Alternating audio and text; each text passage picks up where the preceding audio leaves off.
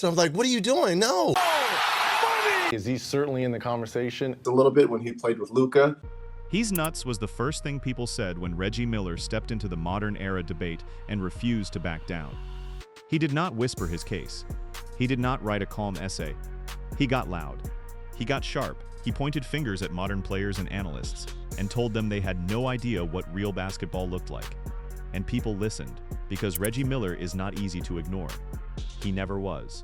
He built a whole career on being the guy nobody wanted to guard, and the guy nobody could shut up. And now, even years after his last game, he is still picking fights, still firing back.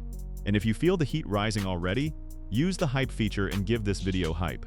Because Reggie's war with the modern game is only getting louder and more dangerous. He has taken aim at 7 people who questioned his era. And what he says is hard to argue with. But the way he says it, that is another story.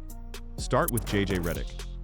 JJ became a head coach for the Los Angeles Lakers and a media voice who pushed the idea that old players competed against a lesser class of athletes. He leaned into the plumbers and firemen, framing that modern fans love to copy. The message was clear. Old players faced weaker competition. Old shooters were limited. The past was slower and softer. Reggie's answer to that kind of thinking is his career. He was not a role player. He was the engine of the Indiana Pacers offense. He led the league in games played 15 different times. No load management, no maintenance days, just show up and produce, night after night, against the best defenders in the world. And when JJ Redick struggled under playoff pressure in 2025 and walked out of a press conference after a tough loss, it was Reggie Miller who had to calm him down before Game 5. Brian Windhorst reported that Miller stepped in because Redick was acting childishly under the pressure. That says something. Reggie knows how to handle the moment, but he also loves to remind everyone of it.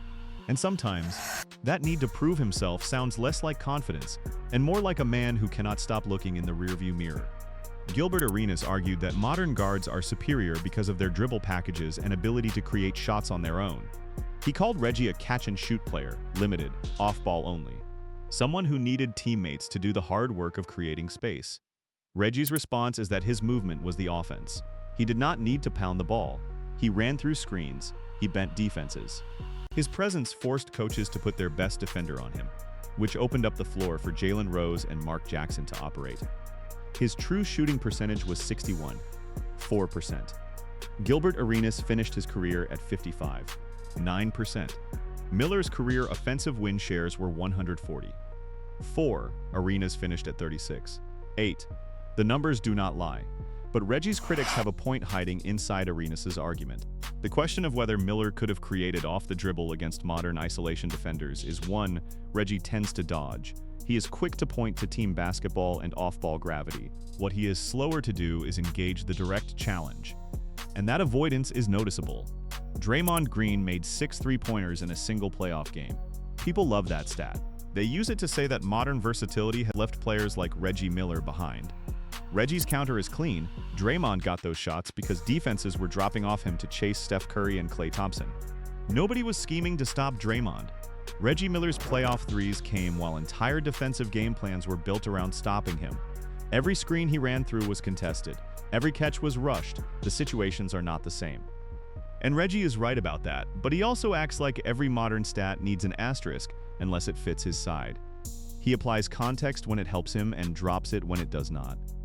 That selective reasoning is part of the pattern. Kevin Durant has argued that modern players are more skilled offensively than any generation before them. The rules have changed. Spacing has opened up. Hand checking is gone. Defenses are more passive in some ways and more complex in others. Reggie's answer is that the absence of hand checking is exactly the point. In his era, defenders could place a hand on your hip. They could redirect your drive. They could make every move harder before you even got going. Miller still posted a true shooting rate 16% above the average player of his time. His efficiency was not a product of easy rules. It was a product of mastery, timing, footwork, knowing exactly how to use leverage against a hand that was legally allowed to slow him down. But when Reggie goes after modern scoring, he sometimes sounds like he thinks the whole thing is a cheat code, and that bitterness undercuts what is actually a solid argument. Shaquille O'Neal dominated the conversation around which era produced tougher competition. Shaq and Reggie have circled the same debates for years. Who would win? Who would survive? Which era was harder? Reggie's answer is always the same. Look at the 2000 playoff run. Indiana beat Milwaukee, which had Ray Allen and Glenn Robinson. They beat Philadelphia, which had Allen Iverson. They beat New York, which had Patrick Ewing. Then they faced Shaquille O'Neal in the finals. That is not a soft bracket. That is a run through some of the most dangerous players in the sport. Reggie was there for all of it. He averaged 24 points per game in that run on 46% shooting and 43% from three. He earned his place in that conversation. But his defense of the era can start to sound personal rather than analytical. Like he needs the 1990s to win the argument because his own legacy depends on it. Charles Barkley actually helped Reggie's case. When Anthony Edwards said old players outside of Michael Jordan had no real skill, Barkley fired back and said he would love to see Edwards chase Reggie Miller around screens for 48 minutes. That was a gift to Reggie's argument. J.R. Smith backed it up by saying guarding Miller felt like running through a minefield. The screens were physical, the movement was relentless. One moment of lost focus and Miller had already released the ball. But even with Barkley in his corner, Reggie still turns every debate into a pride fight. He cannot take the win quietly. The conversation always has to come back to him, to his era, to his proof. Even when the argument is already won, Reggie keeps swinging. LeBron James represents the modern era in the biggest way. Reggie respects LeBron, he has said so directly. But he rejects the idea that modern stars would automatically dominate past eras. Reggie's strongest card here is his own place in history. He is one of only 7 players in the league's history who shared the court with both Kareem Abdul-Jabbar and LeBron James. He played against Kareem when Reggie was 22 and Kareem was 40. He played against LeBron when Reggie was 38 and LeBron was 18. He watched the game transform in real time. He did not read about the evolution, he lived it. That perspective is real and it matters. But the way Reggie uses it sometimes sounds like no modern player deserves full credit for what they do. Like the bridge he walked across belongs only to him. And that is where the argument tips from earned pride into something harder to respect. Here's what all 7 of those fights have in common. Reggie Miller is usually right about the core of the argument. His efficiency was real. His toughness was real. His playoff moments were real. 8 points in under 20 seconds. A stolen inbound pass from Anthony Mason at Madison Square Garden.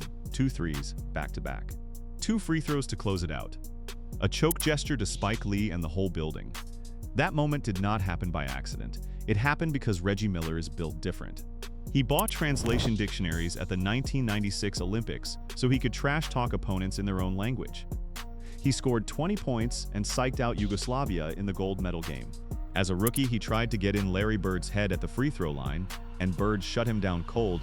Then Reggie spent the rest of his career doing to other people exactly what Bird did to him.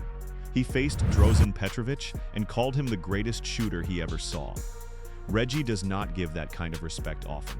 He earned the right to be picky about it. His career true shooting sits at 61.4%. His offensive win shares are 140. 4. He played 1,389 games. He did all of it without rest days, without spacing advantages, and without anyone handing him anything. He can be loud. He can be stubborn. He can make it feel like the modern game gets no credit unless he personally approves it, but the record stands. And the record is loud on its own. Reggie Miller did not just survive his era, he defined it. And no amount of modern debate is ever going to change what happened in that building in New York, with the clock running out and the whole crowd already counting him gone.